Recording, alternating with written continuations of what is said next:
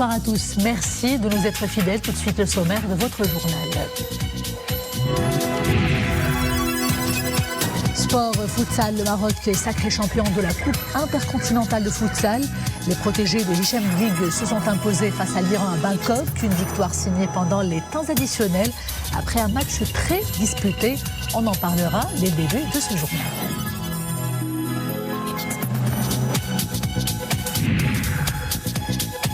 À la une également, la problématique du stress hydrique. Des campagnes de sensibilisation se poursuivent pour y faire face. Nos chercheurs participent aussi à ces efforts. Nous suivrons les explications du doyen de la faculté des sciences Torknetra concernant une recherche menée avec brio pour lutter contre la corrosion des équipements de l'ONE. La Cour des comptes et le bureau du contrôleur des vérifications générales indien signent un mémorandum d'entente, une convention destinée à booster la coopération bilatérale en matière d'audit et de contrôle des finances publiques. Sport futsal pour commencer ce journal. Ils l'ont rêvé et ils l'ont fait. Les protégés de Hichem Guig ont remporté le championnat intercontinental de futsal. Les Lions de l'Atlas se sont imposés, c'est cela, face aux Iraniens. Un rival de taille après un match très serré. Les moments forts de cette finale et les scènes de joie, tout de suite en compagnie de Boubkar Barghabret. Ladies and gentlemen, the champion of Continental Futsal Championship Thailand 2022 is Morocco.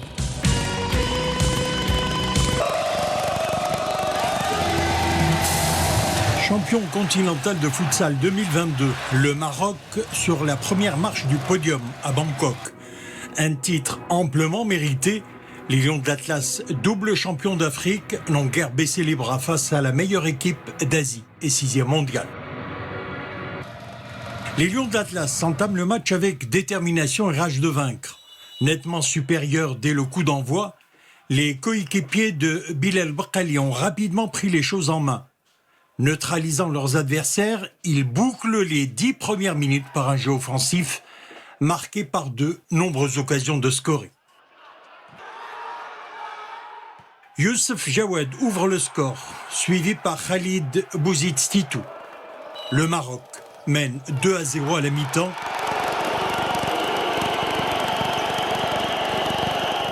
Réaction des Iraniens en seconde période par le biais de Saïd. Score 2-1 pour les Lions de l'Atlas. Face à un gardien iranien des grands jours, les protégés de Hichem Guig multiplient les actions, mais sont rejoints au score. Les Iraniens remettent les pendules à l'heure de partout. Ismail Ouaddouh redonne l'avantage aux Lions de l'Atlas, 3-2. Avant le coup de sifflet final et à quelques secondes du sacre, les Iraniens égalisent. 3 partout. Le temps réglementaire terminé, les deux équipes entament les prolongations, 2 fois 5 minutes. Plus techniques et possédant encore quelques ressources, les Lions de l'Atlas s'accrochent pour enfin déséquilibrer la défense adverse et inscrire le but de la victoire, signé Youssef Jawed. 4-3 au coup de sifflet final. Le Maroc remporte ainsi le tournoi qui a vu la Thaïlande, pays organisateur, s'adjuger la 3e place suite à sa victoire face à la Finlande.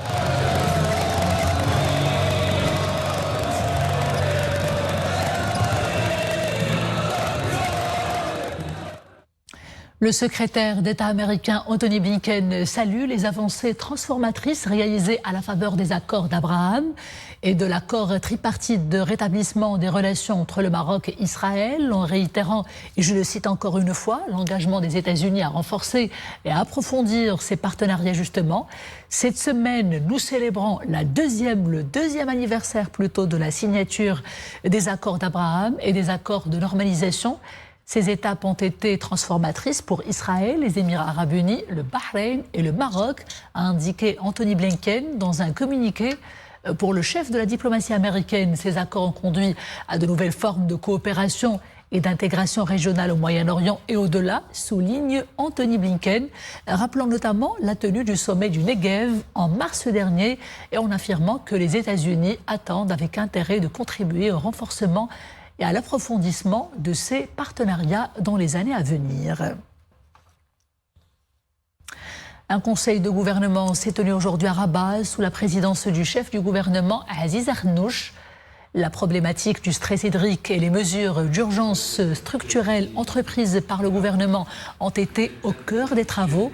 Il a été question de rappeler que le gouvernement a procédé au dessalement de l'eau de mer dans plusieurs villes, particulièrement à Agadir. Le conseil de gouvernement a également mis l'accent sur les mesures mises en place pour faire face à la problématique du stress hydrique et garantir un approvisionnement régulier en eau potable dans toutes les régions du Maroc. Il a aussi mis l'accent sur les efforts déployés en matière de sensibilisation et de rationalisation de l'exploitation de cette denrée vitale. Le Conseil de gouvernement a également rappelé la nécessité d'accélérer la cadence de mise en œuvre des programmes des grands et des petits barrages dans le cadre du programme national d'irrigation 2020-2027. Le ministre délégué chargé des relations avec le Parlement, porte-parole du gouvernement, s'est aussi exprimé sur le dossier de la Samir. Moustapha Baïtès a souligné que le dossier occupe une place importante dans l'écosystème général de sauvegarde des ressources énergétiques au Maroc et qu'il nécessite de faire preuve de calme et d'examiner les différentes possibilités qui sont offertes. Il a été aussi question pendant ce conseil de gouvernement d'approuver plusieurs projets de décret, dont celui concernant l'AMDI, l'Agence marocaine de développement et des investissements et des exportations. Le projet de décret en question vise à placer cette agence sous la tutelle de l'autorité gouvernementale chargée de l'investissement au lieu de celle chargée de l'industrie, de l'investissement et du commerce. Nous retenons également l'adoption du projet de décret concernant les commissions régionales du recours fiscal, leur siège et leur ressort.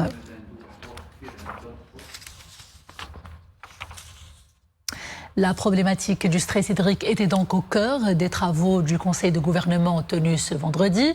Et pour l'économie de l'eau, justement, une étude de recherche menée à la faculté des sciences relevant de l'université Ibn Tufayl d'Oknetra a permis de développer une approche pour améliorer la résistance des pièces et des équipements métalliques qui sont utilisés dans les canalisations de l'eau potable.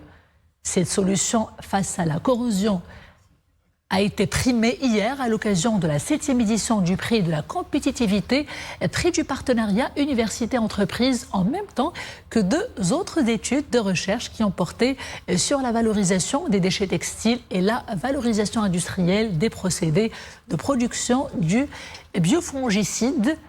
Nous nous intéressons ce soir à la recherche diagnostique de la corrosion des pièces et des équipements métalliques utilisés par l'Office national de l'eau et de l'électricité, une innovation qui contribue à limiter le gaspillage de l'eau potable, cette denrée précieuse, gaspillage qui est dû à la corrosion des équipements de l'ONEE. Et c'est le doyen de la faculté des sciences université Ibn Tufayl d'Oknetra qui est aussi le porteur de ce projet, qui est aussi le coordonnateur de cette étude et qui nous rejoint tout de suite en direct d'Oknetra. Professeur Mohamed Ibn Touhami, bonsoir. Parlez-nous tout d'abord de cette solution à la problématique de la corrosion des équipements métalliques de l'ONEE. Bonsoir. Tout d'abord, je vous remercie pour l'invitation. Ce projet-là, il a été réalisé dans le cadre d'une convention tripartite entre l'École nationale des mines de Rabat et la faculté des sciences de Oknetra et l'ONEE, donc l'Office national de l'eau et de l'électricité, branche eau. Donc il concerne notamment la dégradation prématurée des pièces métalliques, des équipements métalliques utilisés dans les réseaux d'eau potable. En effet, il a été constaté que vers les années 2010, qu'il y a une dégradation prématurée. Normalement, il y a des pièces conçues et fabriquées pour résister au moins une vingtaine d'années, mais malheureusement, une fois elles sont installées dans les réseaux, elles résistent quelques années, voire quelques mois parfois, ce qui cause beaucoup de pertes d'eau et à cela s'ajoute aussi les coûts de la réparation, les coupures répétitives, ce qui touche aussi, ce qui affecte l'image de marque de l'ONEE. Donc nous nous sommes penchés sur cette problématique pour essayer de trouver une solution. Et en effet, donc les études menées en collaboration entre ces équipes-là ont permis de trouver un matériau, des nuances qui sont très résistants dans des environnements très agressifs.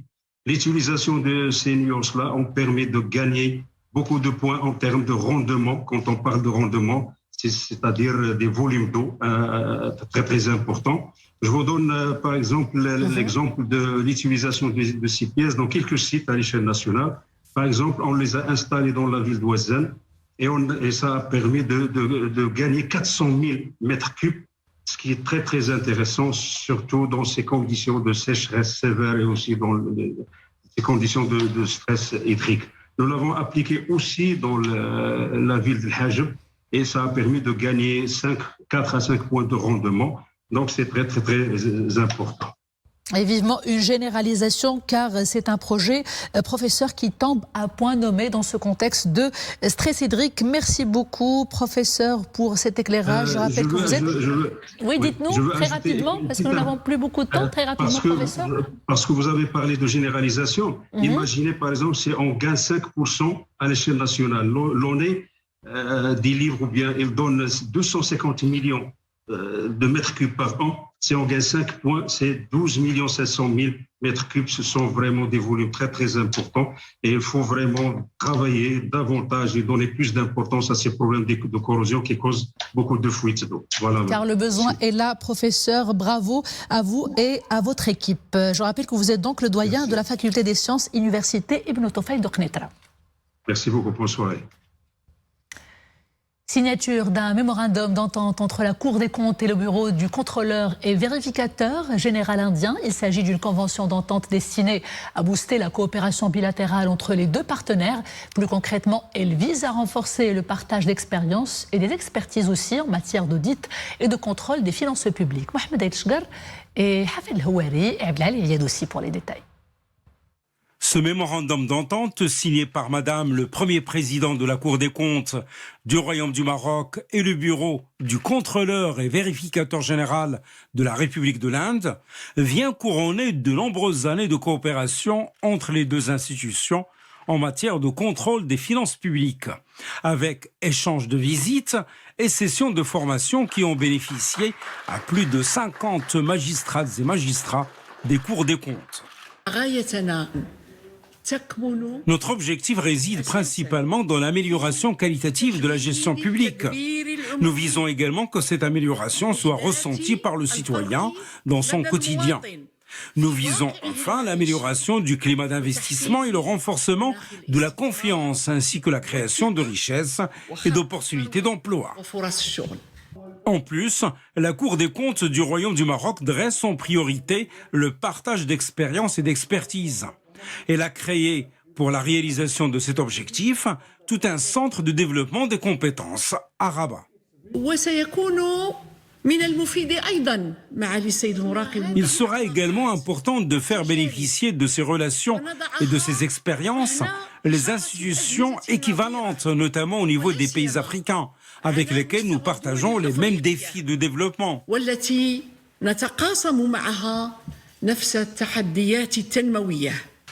Le mémorandum d'entente signé ce matin vise à booster la coopération entre les deux institutions, la Cour des comptes du Royaume du Maroc et le bureau du contrôleur et vérificateur général de la République de l'Inde.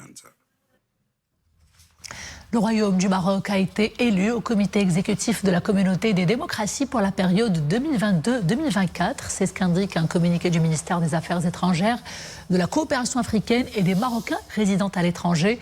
Cette élection concerne les choix démocratiques du Royaume du Maroc, un témoignage de l'intégralité des 27 pays membres du conseil d'administration de la Communauté des démocraties, de l'engagement volontariste du Royaume sous le leadership de Sa Majesté le roi Mohamed VI en faveur du renforcement de la démocratie. Le Royaume du Maroc, après avoir été membre du conseil d'administration, siégera désormais au comité exécutif de la Communauté des démocraties, aux côtés du Canada, de la Pologne, de la République de Corée, de la Roumanie et des États-Unis. Direction El Watia, dans la province de Tantan, où près de 4000 appelés au service militaire au 4e centre de formation des appelés ont prêté serment hier, après la fin de la formation commune de base, avant d'entamer la deuxième phase de spécialisation qui va durer 6 mois. La formation commune de base a porté sur plusieurs volets, notamment le règlement intérieur, les mouvements et les positions militaires, le comportement militaire, la sécurité militaire, la discipline, l'esprit de responsabilité, l'éducation et l'auto-qualification. Pour ce qui est de la deuxième phase du service militaire, eh bien, elle sera entièrement consacrée à l'acquisition d'un savoir-faire dans certaines disciplines militaires et professionnelles. El Jadida abrite la 12e édition du salon global Green Event by Polytech, ce salon international des équipements, des technologies et des services de l'environnement est le grand rendez-vous des investisseurs qui sont soucieux d'écologie, d'environnement et d'énergie propre. Dominique Orlando, Achour Ben Saoud et Fatna Tabout. Tout comme les ressources naturelles désormais rares qu'ils souhaitent concourir à préserver, le salon Polytech commençait lui aussi à se faire rare et il était donc très attendu après 3 années d'absence. Nous avons parmi nous 150 exposants, dont la moitié sont des exposants marocains, d'entreprises marocaines qui offrent des solutions dans tout ce qui est environnement, tout ce qui est recyclage, tout ce qui est économie circulaire, tout ce qui est risque, tout ce qui est aussi qualité d'eau, qualité d'air et tout ce qui touche maintenant à la donne environnementale dans son ensemble. Quadrillé en 10 secteurs bien spécifiques, le salon effeuille donc tous les domaines liés à l'environnement. Cela va des sols, des eaux à l'air, des analyses et mesures au photovoltaïque ou aux villes durables. Nous sommes une société spécialisée dans le pompage, l'assèchement des chantiers, l'assainissement, le rabattement de nappes. On travaille beaucoup avec les régies pour le vider les villes en temps d'inondation. On travaille beaucoup sur les stations de pompage et on a un département sécurité environnement HSE pour le déversement des produits dangereux sur les sites, les sols pollués. On a développé un matériel 100% marocain pour le dessalement d'eau de mer dans une dimension humaine, c'est-à-dire que pour les entités industrielles ou là les groupes d'habitation qui peuvent avoir une autonomie par rapport au dessalement d'une station de dessalement d'eau de mer. Cette machine qu'on a présentée peut pour chaque jour avoir un débit, un traitement de 120 tonnes par jour d'eau. C'est l'Afrique et notamment le Gabon qui sont à l'honneur durant cette 12e édition, exclusivement réservée aux seuls professionnels du secteur. Ils seront ainsi comme dans une bulle durant 4 jours, en retrait suffisant pour argumenter juste sur l'essentiel. Il s'appelle Selmen Zmouri, un jeune artiste dont les tableaux donnent à voir une rare sensibilité où l'art et l'humanisme se passent de manière joyeuse. La réplique des œuvres exposées actuellement à l'espace Rivage de la Fondation Hassan II de Rabat, une exposition baptisée « Mon interprétation ». Mohamed Souanina, Zakaria Moqimillah. Ces scènes de vie captées dans différentes villes à travers le monde représentent le quotidien de citoyens aux cultures différentes. Ces œuvres picturales nous transportent à la Havane, Tokyo ou Jakarta. Mais au-delà des particularités et des différences, l'artiste Selmen Zmouri aime peindre ce qui rassemble. Dans une profusion de couleurs vives et joyeuses, il relate des scènes qu'il a captées durant ses nombreux voyages. Les thèmes que je choisis peuvent être subjectifs ou je donne une interprétation personnelle. Il y a aussi des sujets sociaux, d'autres sont plus d'actualité, comme la pollution ou les changements climatiques et leur impact. Je suis influencé par tout ce que je vois et j'entends, ce qui me pousse à projeter ces thèmes dans les œuvres. Même si elles sont imprimées sur toile, ces œuvres ont été en fait réalisées sur ordinateur. L'artiste veut explorer les techniques de travail numérique et leurs nouvelles perspectives. Il a opté en tant que professionnel, il a opté pour la photographie. Par la suite, il a voulu intégrer la peinture dans la photographie. Maintenant, il a retenu plus la lumière de la photographie avec la peinture et les couleurs. Donc c'est un artiste qui travaille sur plusieurs thèmes. Artiste plasticien maroco-néerlandais, Selmen Zmouri a présenté plus de 400 expositions dans plusieurs pays. Et c'est la fin de ce journal. Merci de l'avoir suivi. Je vous dis à demain, toujours avec grand plaisir. D'ici là, portez-vous bien.